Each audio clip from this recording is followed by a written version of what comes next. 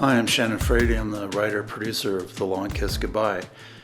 Just wanted to make a note on music and the selection of the title track for each episode opening.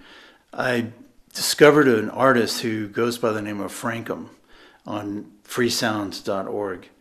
It was originally a search for something cinematic, but this particular track, which is among a bunch of tracks that this artist produced between 2015 and 2017, around that area, they were particularly cinematic.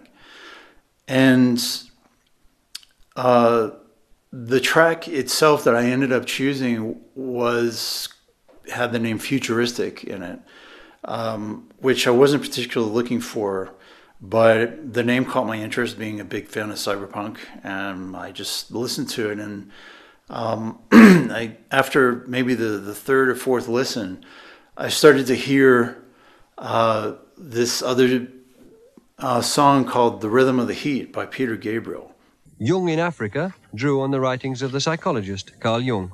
A friend mentioned to me about Carl Jung's obsession with Africa, and again, there was another book I got hold of, but there is this one scene in which he joins a group of drummers and dancers, and for the first time really loses himself totally and is taken over by what is happening, and has this sort of primordial fear which overwhelms him, and he's so terrified by the thing that he stops the dance and orders the drummers away, and has to beg and pay for them to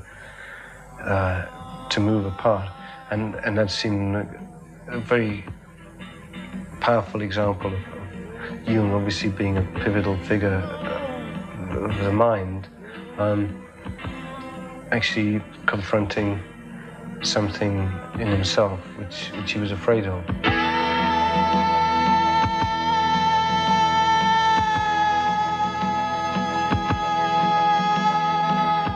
So Peter Gabriel's identification of Carl Jung's kind of panic as a foreigner or as someone being in an unfamiliar place is something I could pretty much relate to, as having spent 7 years in China, just out of the blue. And not even just flying and not even speaking the language, but just mostly out of curiosity that drew me there. But that sort of visceral heartbeat of the song is something that humans have been experiencing, obviously, since we happened upon the face of the earth. Now, I'm not a musician. My whole career has been about this. And but when it does come to music, I would have that one name, Peter Gabriel, because I don't know of any artist who's been so conscious of the difference between just music that's kind of dwells on this binary sort of bass snare binary kind of progression.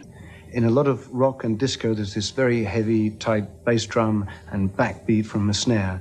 And this is the foundation for most of the music that you'd hear in a disco, for instance. And yet there are rhythms which are just as exciting to the body, but are just that create the same sort of responses, but are much more imaginative and open.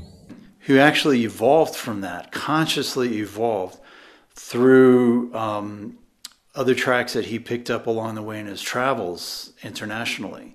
That's something I really, really respect. I think it's not just about empathy, but it's just, being interested in everything that Alfred Eisenstadt once told me to be interested in everything.